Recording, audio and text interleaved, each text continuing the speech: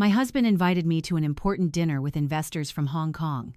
He needed me there to look supportive, to smile at the right moments, to be the perfect wife of a successful real estate developer. What he didn't know was that I had spent the past 14 months secretly learning Mandarin Chinese. And when I heard what he told those investors about me, about us, about everything he had been hiding, my entire world shattered. But it also set me free. Let me start from the beginning. My name is Eleanor, though most people call me Ellie. For 15 years, I believed I had built a good life with my husband Richard in Vancouver. Not a fairy tale, but something solid, something real. He worked as a developer, building luxury condominiums along the waterfront and in Richmond. I worked as an office manager at a small architecture firm downtown. We had a nice house in Kitsilano, took trips to Whistler in winter, and from the outside, we probably looked like we had everything figured out. But somewhere along the way, the man I married started disappearing. I couldn't tell you exactly when it happened. Maybe it was when his company landed that first major contract with overseas investors 4 years ago. Maybe it was gradual, so slow that I didn't notice until I was already living with a stranger who happened to share my bed. Richard became busier, more important. At least, that's what he told me. He worked late, flew to Hong Kong and Singapore for meetings, and when he came home, he was either glued to his phone or too exhausted to have a real conversation. Our marriage became a series of logistics. Did you call the plumber about the bathroom? I need my gray suit dry cleaned by Thursday. Don't forget we have that charity gala next month. I need you to look presentable. I told myself this was normal. This was what happened after more than a decade together. The romance fades, the routine takes over, and you just keep going. I pushed down the loneliness that crept in during those quiet evenings when he was locked in his home office on conference calls, and I sat alone in our beautiful living room watching the rain streak down the windows. About 14 months before that dinner, I stumbled onto something that would change my entire trajectory. I was having trouble sleeping, as I often did when Richard was away on business. I was scrolling through my phone at 2 in the morning when I saw an advertisement for a language learning app, Mandarin Chinese. I don't know why I clicked on it. Maybe it was the memory of my grandmother, who had taught English to Chinese immigrants at a community center in Toronto for 30 years. She always said that learning a language was like gaining a new soul, a new way of seeing the world.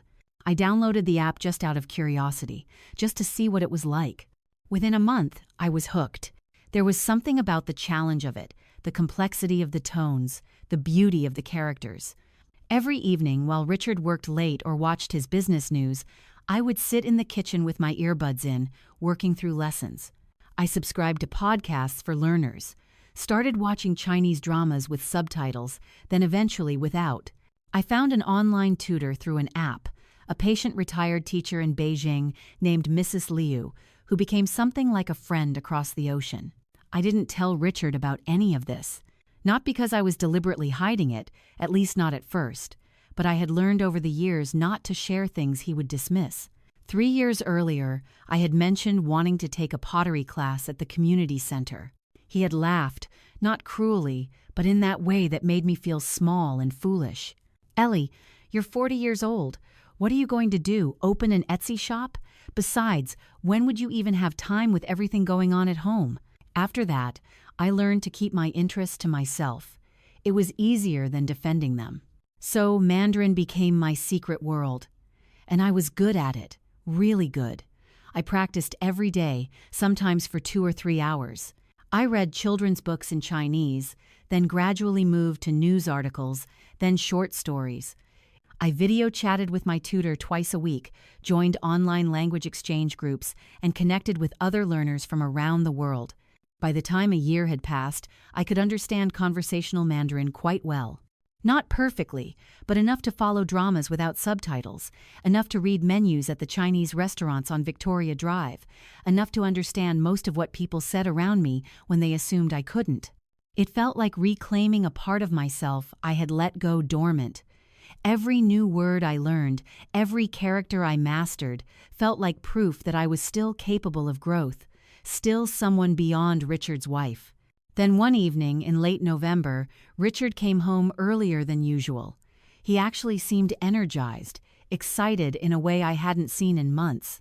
"Ellie, good news," he said, dropping his briefcase by the door. "We're close to finalizing a major investment deal with a group from Hong Kong. The principal investor, Mr. Wong, is flying in next week with his wife and some associates.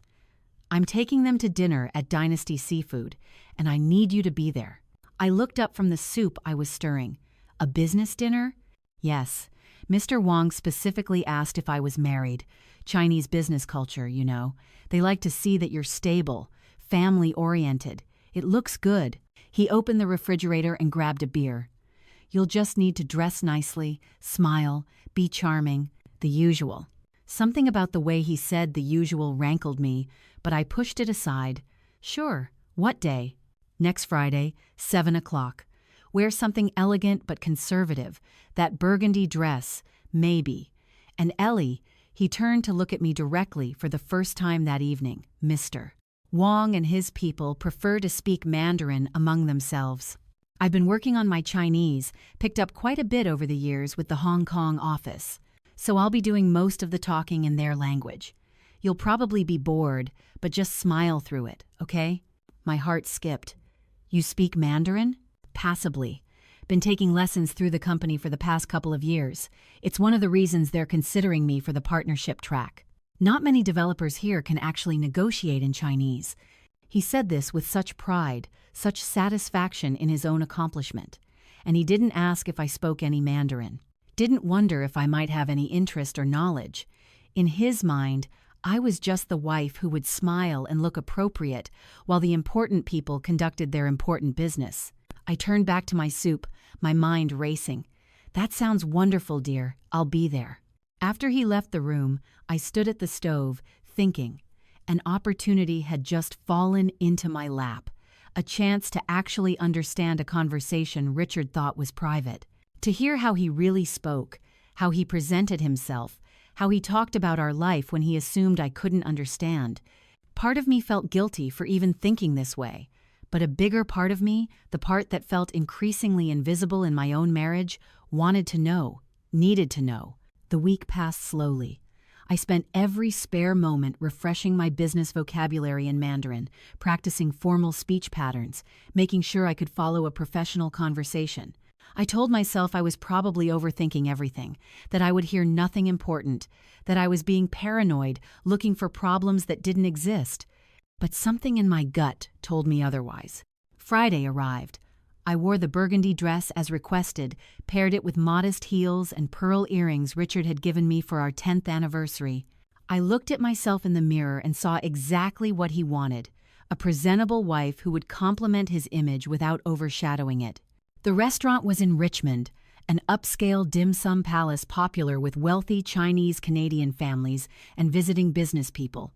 Richard had reserved a private room, the kind with a large round table and a door that closed for confidential discussions. We arrived 15 minutes early. Richard checked his appearance in his phone's camera, adjusted his already perfect tie. "Remember," he said as we walked toward the entrance, "just be pleasant. Don't try to join the business discussion. If Mrs. Wong talks to you, keep your responses short.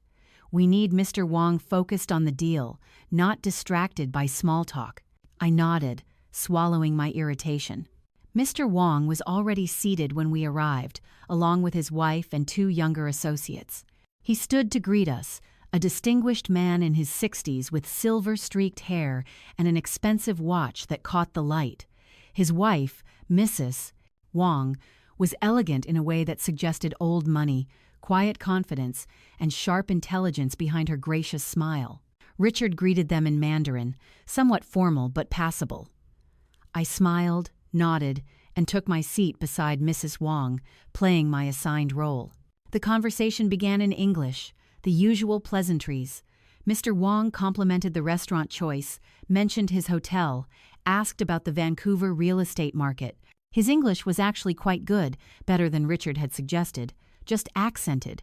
Then, as the first dishes arrived, they naturally transitioned into Mandarin. Richard's Chinese was decent, I had to admit. He spoke confidently, if not always elegantly, discussing property values, development timelines, and investment structures. I sat quietly, sipping my tea, occasionally smiling when anyone glanced my way, playing my part. Then Mr. Wang turned slightly toward me and asked in Mandarin a polite inquiry about what I did for work. Richard answered for me before I could even pretend not to understand. In Mandarin, he said, "Oh, Eleanor just does office work at a small firm, nothing significant. Really more of a way to keep herself busy while I'm working. She manages the house mostly." I kept my face neutral, but inside, something twisted, just office work, nothing significant. I had worked at that firm for 12 years, had reorganized their entire filing system, managed complex schedules for 3 architects, handled difficult clients with patience and professionalism. But to him, I was just keeping myself busy. Mrs. Wang nodded politely and caught my eye for just a moment. I thought I saw something flicker there, a kind of recognition, but it passed so quickly I couldn't be sure. The dinner continued. Multiple courses arrived, beautifully presented. I ate slowly, stayed quiet, and listened. Really listened. Richard was different in Mandarin, more boastful, more aggressive. He exaggerated the scale of his developments, took credit for projects that had been team efforts, painted himself as more central to Vancouver's real estate scene than he actually was. The Richard speaking Mandarin was a polished, inflated version of the man I thought I knew. Then the conversation shifted. One of the younger associates mentioned something about work-life balance, about the challenges of maintaining family relationships while pursuing business success. Richard laughed, a sound that made my stomach clench. "To be honest," Richard said in Mandarin, and I could hear the casual dismissiveness in his voice, "my wife doesn't really understand the business world. She's content with her simple life.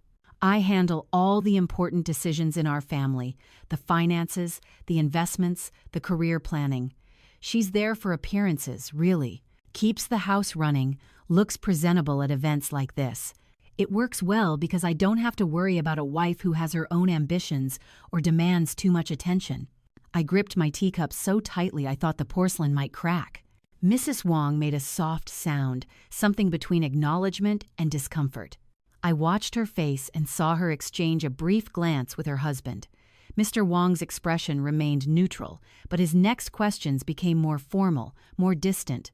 The conversation shifted to long-term investment strategies. Richard, perhaps emboldened by the good food and the expensive wine he had been drinking, began to speak more freely. "The partnership is practically mine," he continued in Mandarin, "and once that's secured, I'm looking at expanding into the Toronto market. I've been making arrangements, you understand, restructuring some assets, moving some funds to more flexible locations." "Flexible locations?" Mr. Wang asked, his tone carefully neutral. "Hong Kong, Singapore, the usual places, smart financial planning.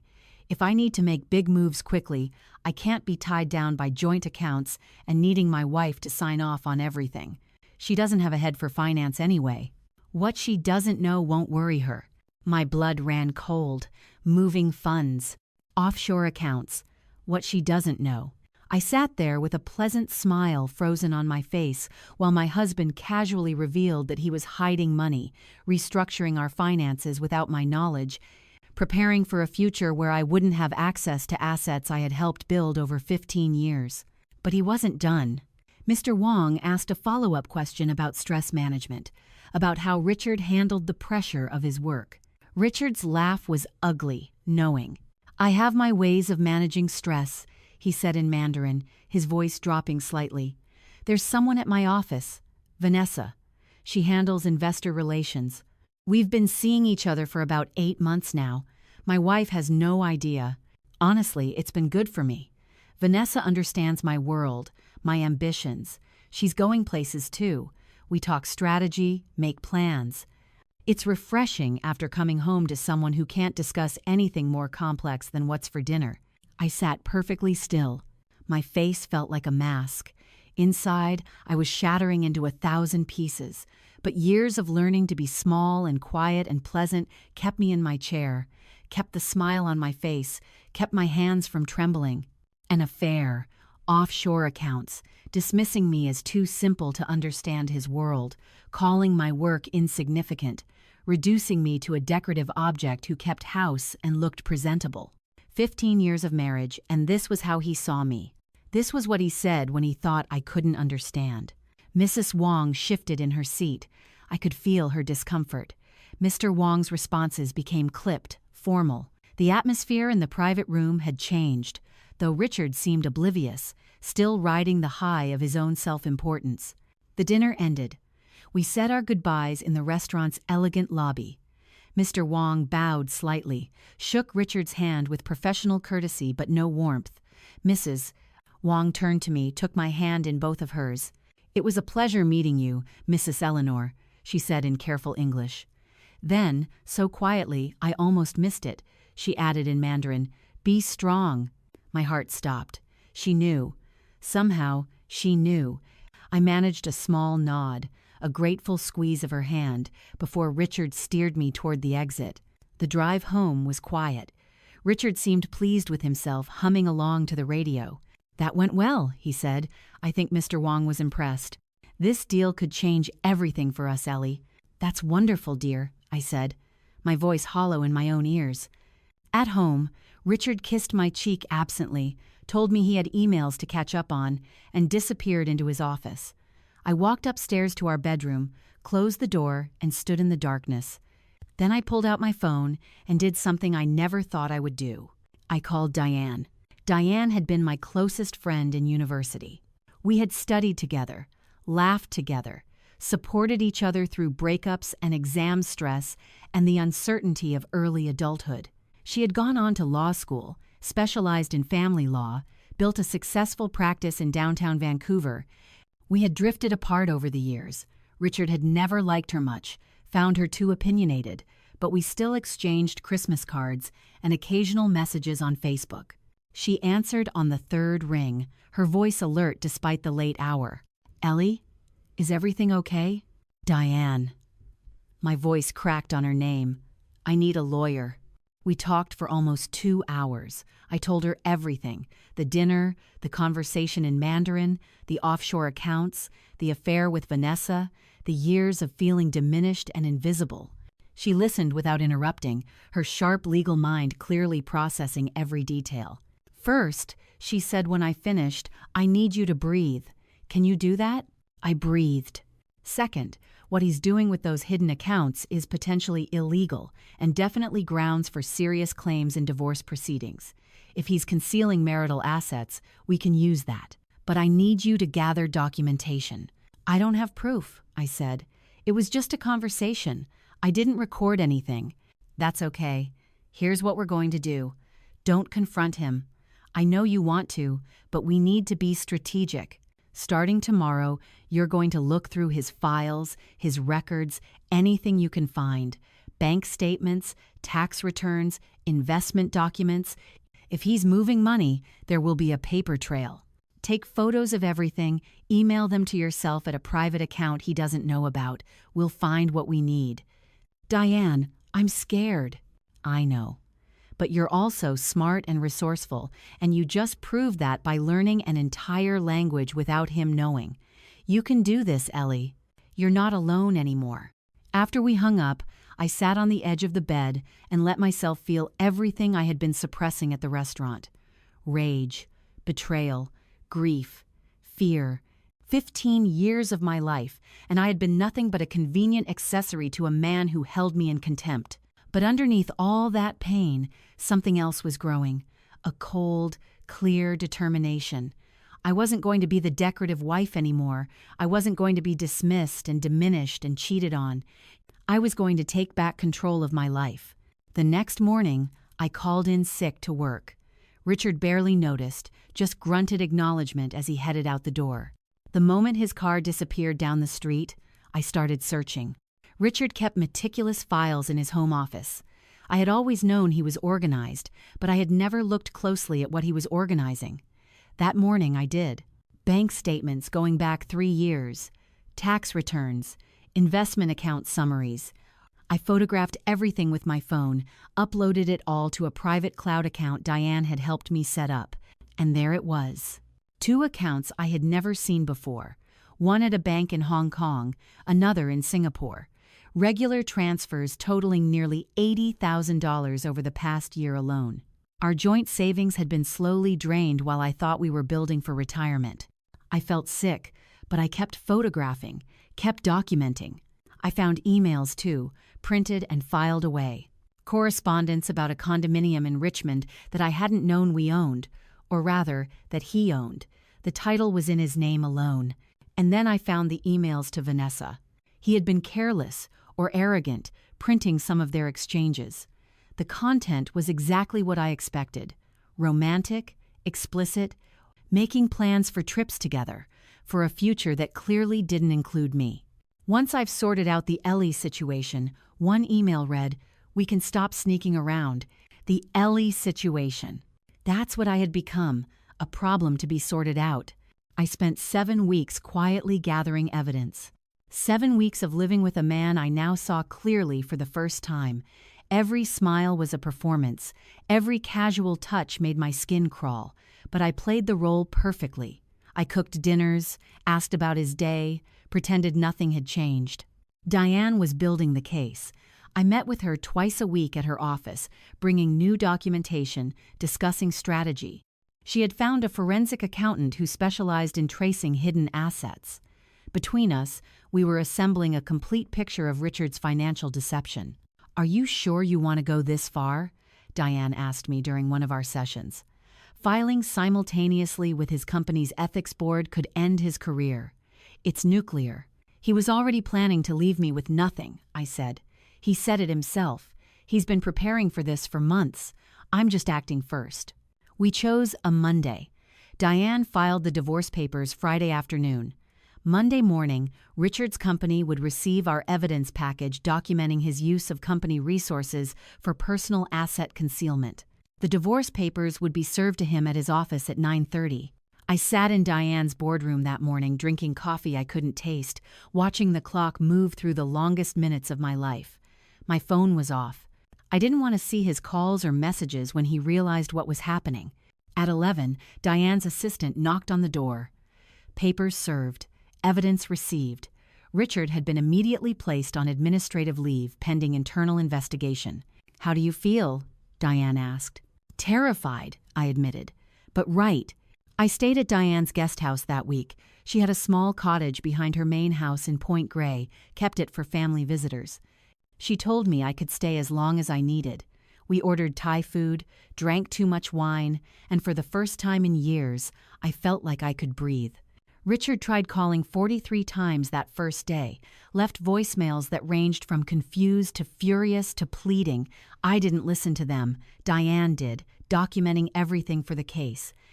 On Saturday, accompanied by Diane and a police officer as a precaution, I went back to the house to collect my belongings.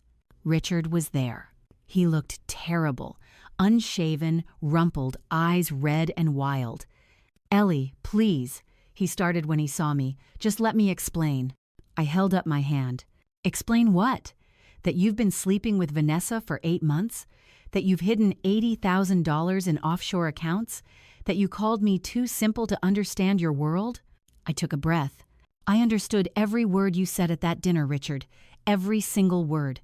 His face went pale. "You don't speak Mandarin." "I've been fluent for over a year." "Funny how you never thought to ask. Never wondered what I did with my time while you were too busy with work and Vanessa to notice I existed." He sank onto the sofa like someone had cut his strings. "The company suspended me. They're investigating. Ellie, I could lose everything. That's not my concern anymore." I started toward the stairs. "Wait." His voice was desperate now. "We can fix this. Counseling. I'll end things with Vanessa. We can work through this." I turned back to look at him.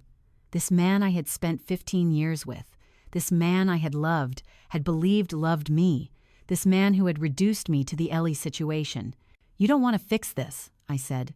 "You want to fix your career, your image, your financial situation. You're not sorry you hurt me. You're sorry you got caught." "That's not true." "At that dinner, you told Mr. Wong that I was there for appearances. That I was too simple to understand your world. That I couldn't discuss anything more complex than what's for dinner. Do you even remember saying that?" His silence was answer enough. "I'm done being small for you, Richard. I'm done being the convenient wife who doesn't demand too much attention or have inconvenient ambitions. Fight the divorce if you want. But you're not going to win, and you're not getting away with hiding what belongs to both of us. I spent 3 hours packing. He didn't try to stop me again, just sat on that sofa staring at nothing, the ruins of his carefully constructed life scattered around him. The divorce took 11 months. British Columbia law requires a separation period, and we spent those months negotiating through lawyers. Richard's company investigation found sufficient evidence of ethical violations. They terminated him. He found another position eventually, but at a smaller firm, lower status, lower pay. The hidden accounts and the Richmond property had to be disclosed and divided. The forensic accountant Diane hired found even more than I had discovered on my own. In the end, I walked away with 60% of the assets, given his attempts to conceal them, plus spousal support while I rebuilt my career. But the best part, the thing I never could have predicted, happened about 3 months into the divorce process. I received a message on LinkedIn from someone I didn't recognize. The profile picture showed a woman in an elegant red dress, Mrs. Wong. Her message was brief but warm. She had heard about my situation through business circles, wished me well in my new chapter, and then she asked if I might be interested in meeting for tea to discuss an opportunity. We met at a quiet restaurant in Kerrisdale. Mrs. Wong looked exactly as I remembered her, poised and perceptive. She spoke to me entirely in Mandarin, and I responded in kind. "I knew at the dinner," she said, pouring tea for both of us. "The way you held yourself when your husband spoke about you, I saw the understanding in your eyes, just for a moment. I recognized the control it took to stay silent. I felt tears prick at my eyes but held them back. My husband and I discussed it afterward," she continued. "We decided not to proceed with the investment. A man who speaks that way about his wife, who hides money and betrays trust so casually, such a man cannot be trusted in business either." I nodded slowly.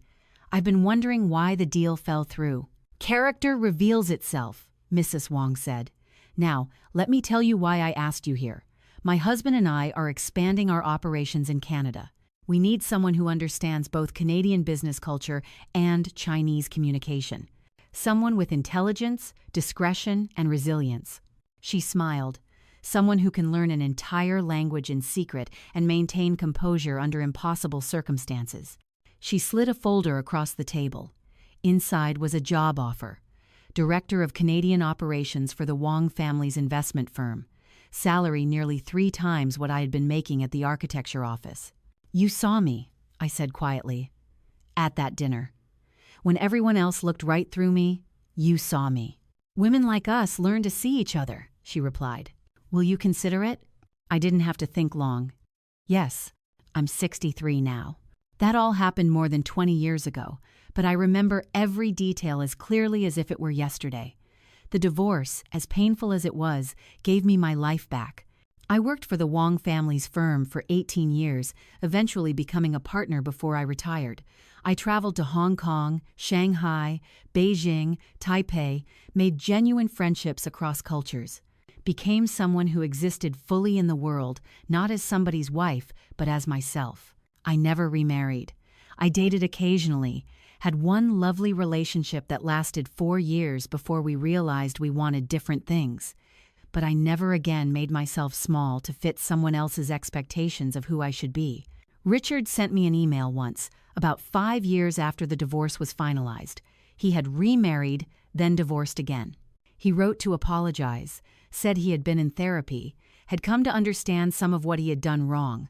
I read the email, felt nothing much at all, and didn't respond. Some chapters don't need an epilogue. I still practice Mandarin every day. Now it's purely for pleasure. I read novels, watch films, video chat with Mrs. Liu, my original tutor, who has become one of my dearest friends despite the ocean between us. The language that started as a secret escape became the thing that saved me. That showed me I was capable of more than I had been allowing myself to believe. That dinner at Dynasty Seafood was the worst night of my life. And the best. Worst because I heard truths that shattered everything I thought I knew. Best because it finally pushed me to act. To stop accepting less than I deserved. So if you're listening to this and you're in a marriage where you feel invisible, where your interests are mocked or dismissed, where you're made to feel small and simple, I want you to pay attention to that feeling. It's telling you something important. Find your secret skill. Whether it's a language, a craft, a field of study, find something that is yours alone. Something that proves to yourself that you're still growing, still capable, still someone beyond the role others have assigned you. Document everything. If something feels wrong, trust that instinct. Keep records, take photos, know your finances. Don't let anyone else control what you don't understand. Find your Diane. Everyone needs someone who will believe them, fight for them, remind them of their worth when they've forgotten it themselves. Find that person and let them in.